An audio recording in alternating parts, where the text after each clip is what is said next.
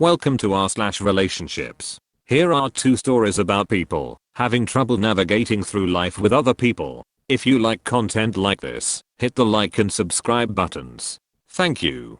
Story number 1. I'm 25 female, 7 months pregnant with friend with benefits, 24 male baby. He just told me he's changed his mind about being in the child's life.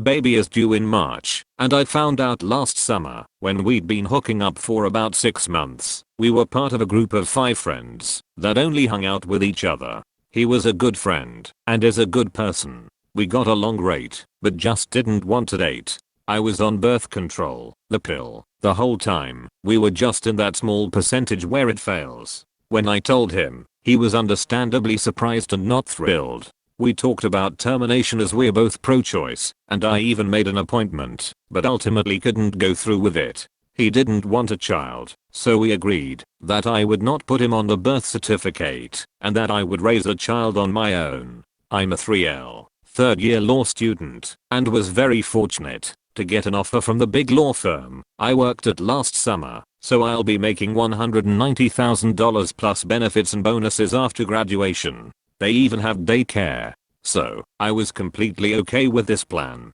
That was that, and we basically stopped talking/seeing each other until last week. He texted me saying he wanted to talk, and could we go to the beach near my place. I met him there yesterday, and he basically said he's changed his mind, and now wants to be in the child's life. He seemed completely convinced that this was what he wanted, even though he was so sure he wanted the opposite a few months ago. I told him I needed time to process this, and we went our separate ways. Admittedly, it would be easier to have him around. He's a 2L, and has another year of, very time consuming, school, but having another person to change a few diapers, or pick her up from daycare once in a while would be great. I was raised by a single dad, so I saw how difficult single parenthood can be. However, the worst outcome in my mind is him being wishy-washy. I would rather have him out of the baby's life from the start, rather than him deciding he doesn't want this life anymore when she's 2 or 6 or 11.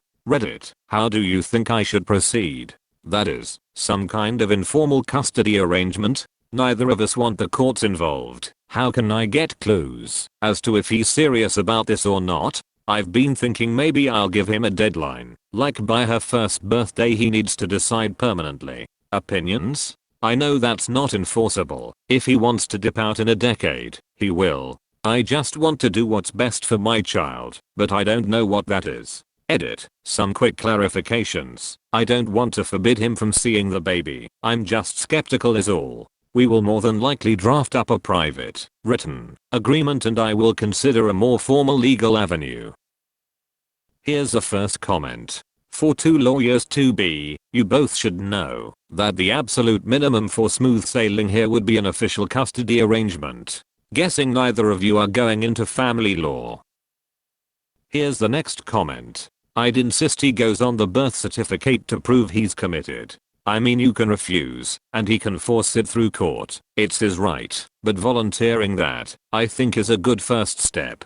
Since you're not married, and money isn't really an issue, an informal agreement is fine, but I would probably get it in writing, in case things do get sour. That way if the courts eventually do have to get involved you have it, plain as day, what both your intentions were setting out. Here's the next comment. It's great that he wants to be involved. I think it would be smart to start going to couples counseling with the intention of finding ways to communicate and amicably co-parent. Babies are hard. Harder than everything else. You don't need to be guessing what each other is or is not going to do after the birth. And you can do a written informal agreement, but don't be surprised if you end up in court later. Story number 2. I, 20 female, found out that my best friend and only family member from high school, 24 female, faked her pregnancies. And literally everything. 6 years of family was taken from me in one night. What is the process of getting through this and possibly helping her mental health? I feel like I need to get this off my chest, but I also kind of need advice for handling it. I really love her, and I wouldn't want to leave her. If there's a way I can help her, she really deserves it. She never struck me as the type of person to do something like this, or even have mental problems that would bring her to do something like this. Now it's really messing with me, and I'll need help getting through it. Even seeing things about pregnancy or best friends triggers the hell out of me. I can't even go to work and trust people or talk to anyone who we saw at school or look at memes. I have lived with no friends or no one to talk to, but now there's no trust. If this counts as a catfish, then I got catfished in real life. She's literally the only family I've had besides for my boyfriend. We met through a big mix of friends who were at the breakfast and lunch table. I'm a few years younger than her, though she was in high school with me for 3 years because she would miss a lot of school and get held back due to her own family problems. Back then 3 years was a long time, just because I was going through so much, constantly getting kicked out of my mom's or dealing with her drunk boyfriend, and moved in and out of the foster home because of physical abuse and things like that. She was there through everything. She was my role model, my hero, like a mom to me, literally like a god. She would always bring food to school, help with my medical problems, and give very genuine considerate advice. Never judge me for anything, no matter how big of a nerd I was. She's literally my big sister. Even after she graduated and moved away, she still supports me online 6 years since we first met. She became my sister, but a lot of times she was actually like my mom, and I called her mom, and it felt so special and genuine, and she would hold me, just like you imagine a mom would. The thing was, back in high school about a year after we met, she started talking more and more about a best friend. I never met this best friend, but of course through genuine daily conversation, I just didn't have reason to question his existence. He eventually became so important she was talking about dating him, and she has a lot of pictures of them, and he and I would talk online in a meme group with her and other people at school. Cool enough. I never went anywhere, and this is a really big city with many schools, and she was popular with so many people, so I really didn't question anything, as long as she was happy and safe. Eventually that conversation gradually turned into them being in love. I was happy for them, but a shite ton of stuff was happening for me, and I was going through a lot with my mom's boyfriend. Her support still came in, and both of them would send me money and things, so he became like family to me too. She helped me through my first sexual experiences, a pregnancy scare, my mom's boyfriend's abuse, me losing my little brother, everything. He was also by my side when my boyfriend hit me and blackmailed me, and I got suicidal. She was everything. She'd come over at 3 in the morning if I needed it. Her senior year came along.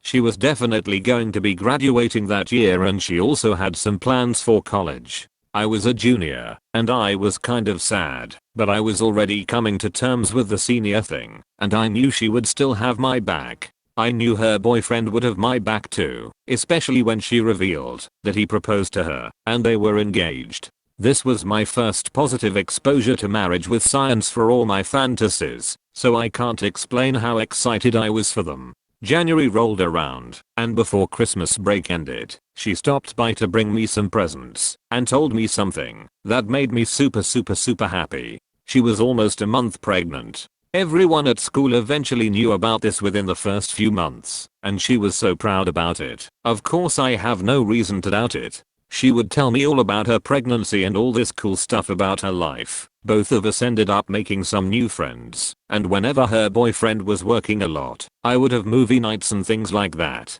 As her belly grew, we would go baby shopping like sisters, and eventually I forced her to let me buy her some baby clothes as a present using one of my compensation checks. Same with food. Eventually she caved in. She was now out of contact with her family and starting a new one, and she was getting her life completely on, and all she had to do was graduate. I was very proud of her. She had all these amazing ultrasounds, and it was also beautiful. She gained a little weight, but carried it very well. She caved in and eventually let our mutual friend give her massages and feed her and everything. Graduation came. She was 6 months along. She got me my support kitty, who I still have and love to death, and even named after an inside joke. For whatever reason, she ended up not attending graduation. No big deal. Even though it was a lot of money and time spent planning for me to get myself and a few other friends there. I knew she'd graduated, and I just assumed she wasn't feeling well. But not only did she disappear from graduation, she basically fell off the face of the earth physically. I never saw her anywhere around or heard literally anything about her from anyone else, even though she never changed her city on Facebook, which she's very active on, and even listed online jobs. Her only existence was on my screen, and she would answer maybe a few times a week, sometimes every day, sometimes not at all. Though she always tells me that she loves me and she is very supportive and I always have what I need. Eventually in the summer she did have her baby and nobody even knew about it until she posted online, which I understand because she's had a lot of problems with her family and did have problems with a few people at school. She stopped posting on Facebook for a while, posting maybe once a month, and stopped using her other social media. She's only had maybe 5 pictures of her baby, even in private messaging. About a year and a half later, the fall after I graduated, life really wasn't going well for me. The only thing I had to look forward to her revealing that she was pregnant again. She just found out that she was almost 3 months, and everything was going very well for her. Needless to say, no post on Facebook. The birth of this baby was the exact same as last time. Since this one was a girl, in fact, she would be named after me. The middle name would be the nickname that she gave me, and I practically graduated my role as her baby girl and let it go to a second child who I knew would have an amazing parent. They started coming in regular contact with me almost every day since their kids were 1 and 2, and she was a stay-at-home mom. Constant support, constant good advice, and comfort. 3 AM phone calls whenever I need it, food whenever I need it, even though it's sparingly, her giving me a ride to work when I need it. Now that I look back on it, should have 2 babies sleeping in the car with blankets over the seats, and of course I would listen like a small bean, and I wouldn't have any reason to doubt her or make her parenting difficult. All that being said, am I allowed to see the babies when awake? No. None of our friends are. There's always some kind of excuse despite her being a stay-at-home mom. Do you know why? Tuesday evening, I was on Facebook. I commented asking for another picture and talking about how cute they were and everything.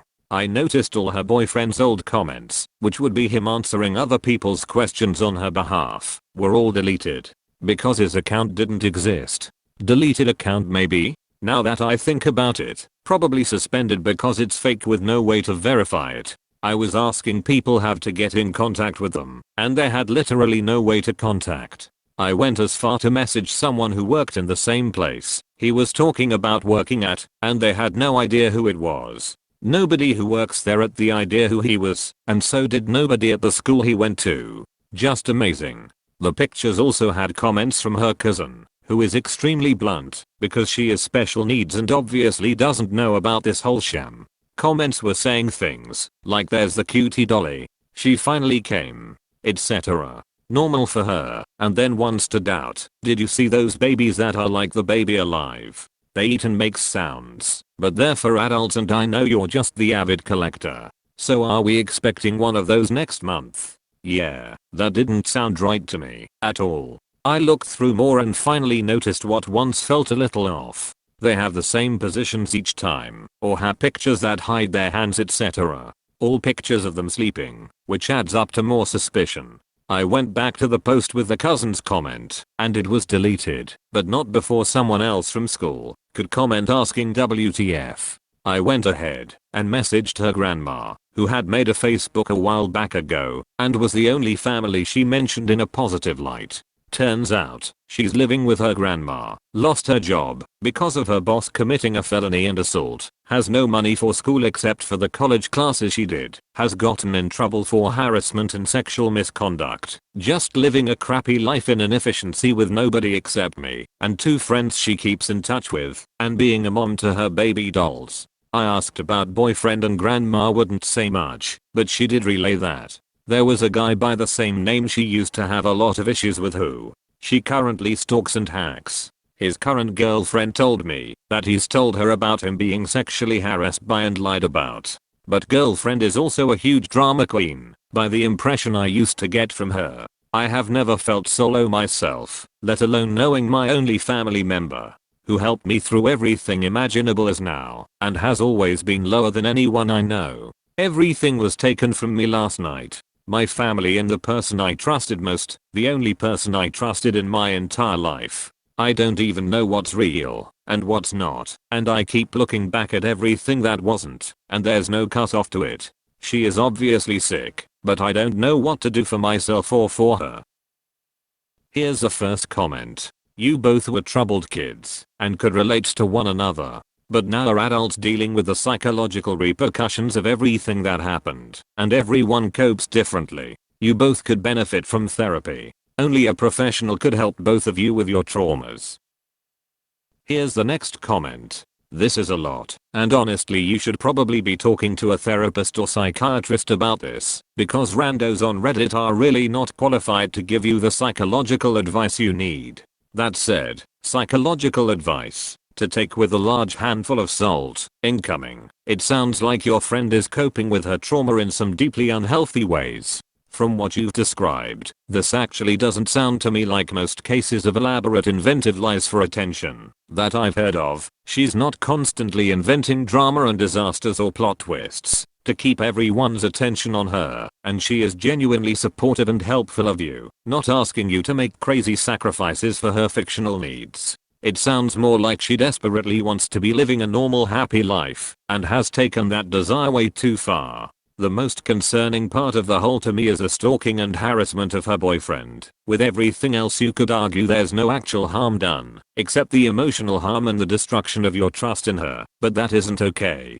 I don't think you necessarily need to drop her as a friend, but it seems like a good idea at this point to gently suggest to her that she needs to see a therapist and find healthier ways of working through her issues.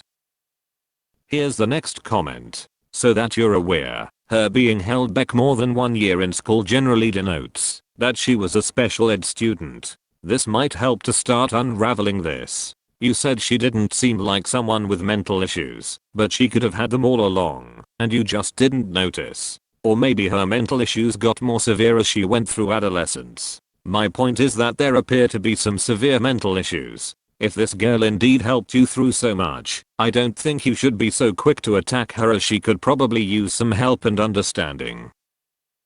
Thanks for listening.